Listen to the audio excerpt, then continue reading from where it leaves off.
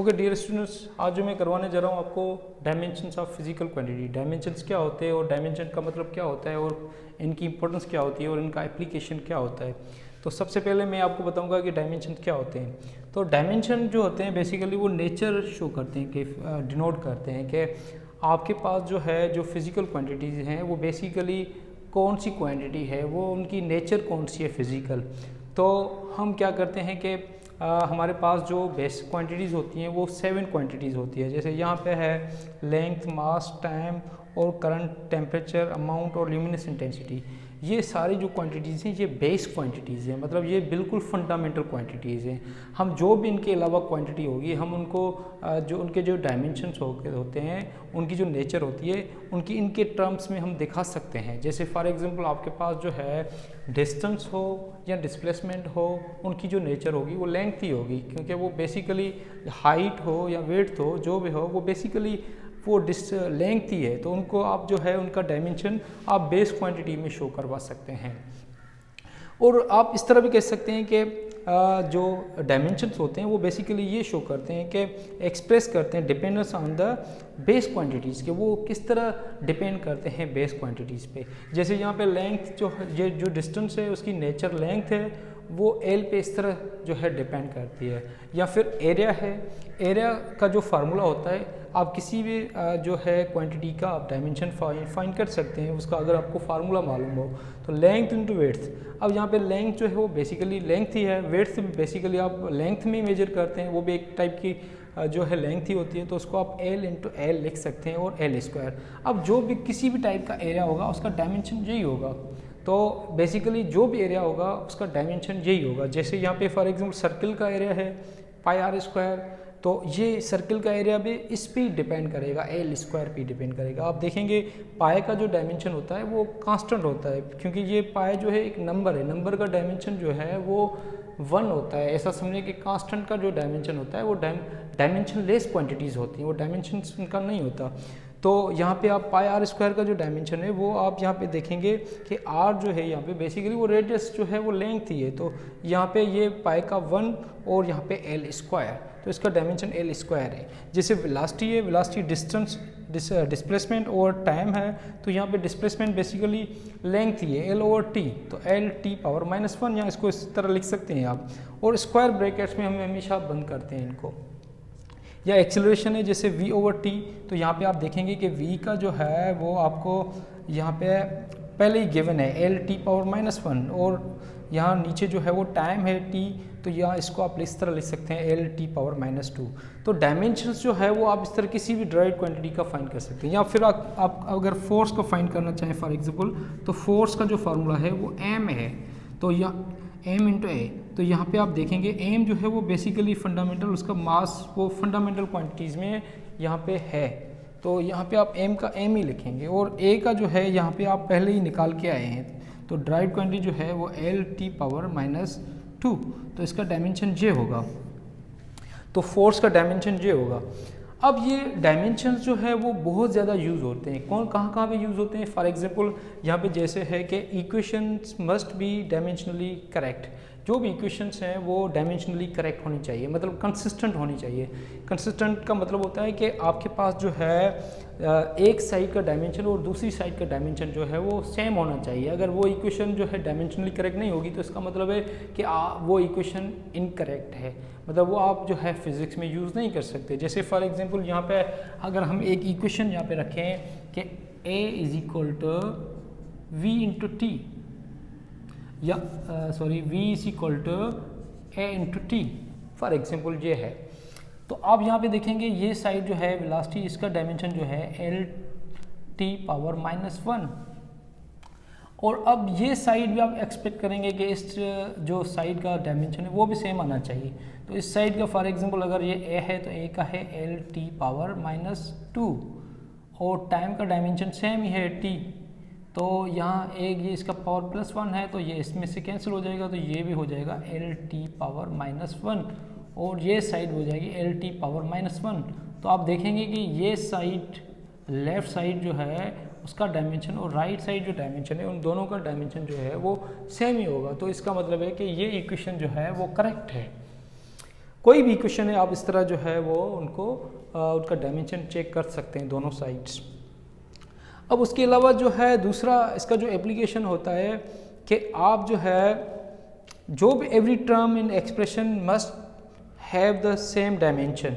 जो भी एक्सप्रेशन के अंदर जो भी क्वांटिटीज़ होती हैं, टर्म्स होते हैं, उनका जो डायमेंशन होना चाहिए वो सेम ही होना चाहिए। जैसे फॉर एग्जांपल अगर हमारे पास जो है डिस्प्लेसमेंट का फार्मूला है equation V I T plus 1/2 A T square, तो यहाँ पे ये इस टर्म का डायमेंशन और इस टर्म का डायमेंशन यही होना चाहिए, क्योंकि यह भी जो है ये एक्सप्रेशन के अंदर एक टर्म है और ये भी एक्सप्रेशन के अंदर एक टर्म है।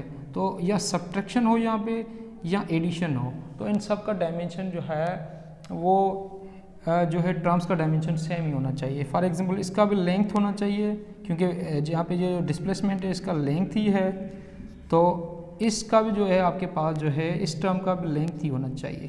तो यहाँ पे जो ये दोनों टर्म्स हैं आप देखेंगे कि ये इसका भी लेंथ है, तो इस टर्म का भी लेंथ है और इस टर्म का भी लेंथ है।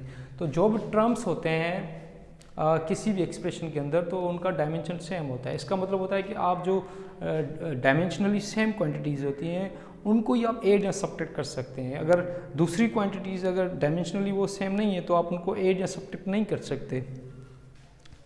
ओके उसके अलावा जो थर्ड है कि आप यहाँ पे देखेंगे कि जो आर्ग्यूमेंट्स होते हैं किसी भी फंक्शन का, जैसे साइन का या कोसाइन फंक्शन हो गया या फिर जो है एक्सपोनेंट हो गए या नंबर्स हो गए, ये डायमेंशनलेस क्वांटिटीज़ होती हैं क्योंकि ये प्योर नंबर होते हैं। यहाँ पे साइन थीटा के अंदर कोई भी आर्ग्यूमेंट हो या ये साइन फंक्शन हो कोई भी, तो वो जो है उनका डायमेंशन नहीं होगा क्योंकि ये रेशोज़ होते हैं बिटवीन द सेम क्वांटिटीज़। जैसे एंगल है, angle is a ratio between the arc length और रेडियस, तो उसका भी आप जो है जो उसका डायमेंशन होगा नहीं होगा क्योंकि वो दोनों सेम क्वांटिटीज़ हैं।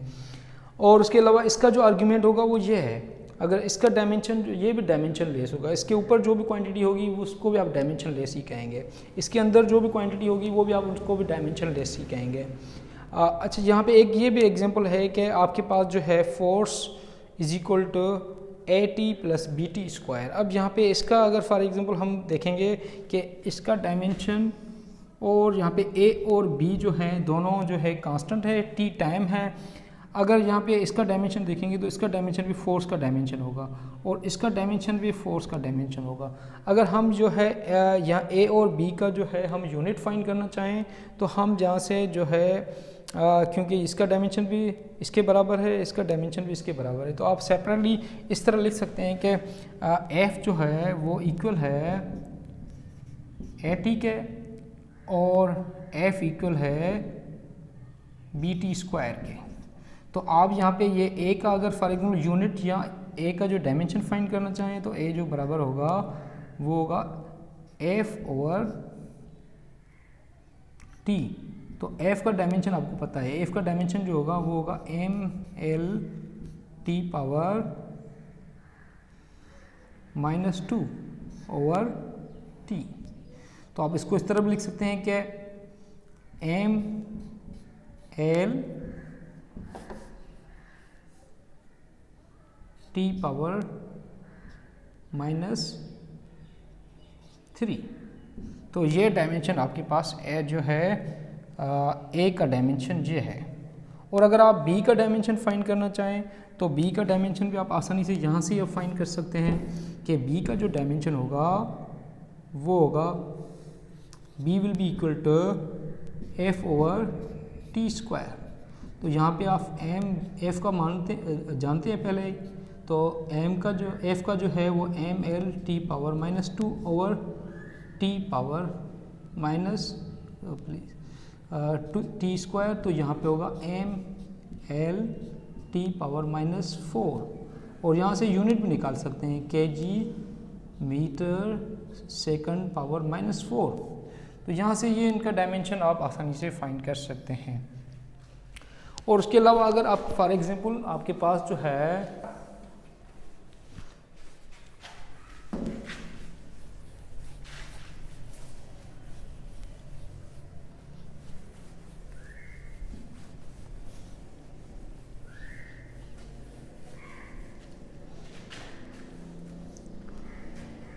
यहाँ पे एक फंक्शन गिवन है, वो है X of T equal to V naught over alpha 1 minus E power minus alpha T. अब यहाँ पे ये पूछा जा रहा है कि यहाँ पे वी नॉट का डायमेंशन क्या है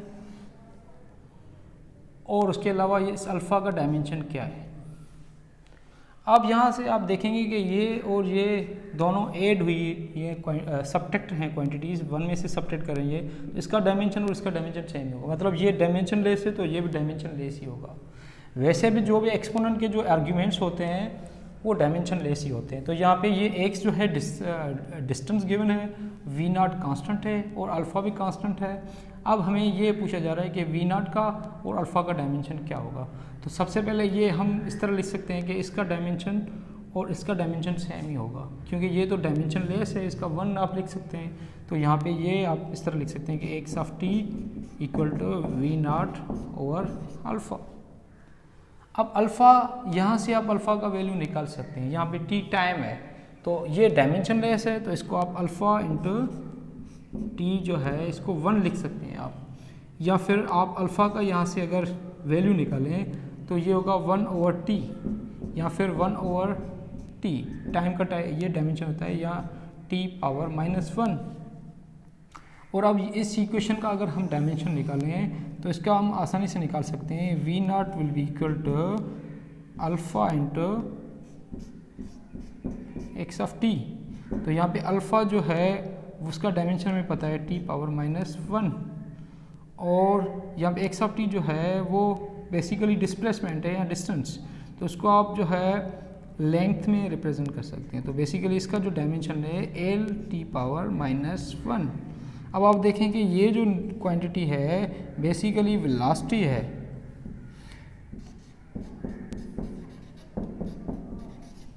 और यहाँ पे आप ये देखेंगे कि X of T is equal to X naught cos omega T. ये जो क्वांटिटी होगी वो डायमेंशन लेस होगी, इसका डायमेंशन 1 रखें आप, और जो यहाँ पे है एक्स ऑफ टी वो डिस्टेंस है, डिस्प्लेसमेंट है, और ये एक्स नॉट जो है वो आपका एम्पलीट्यूड है। तो ये भी मीटर ही है, मीटर में ही मेजर करते हैं आप, तो इसकी भी लेंथ में डायमेंशन होगी और इसका भी लेंथ में ही डायमेंशन होगा।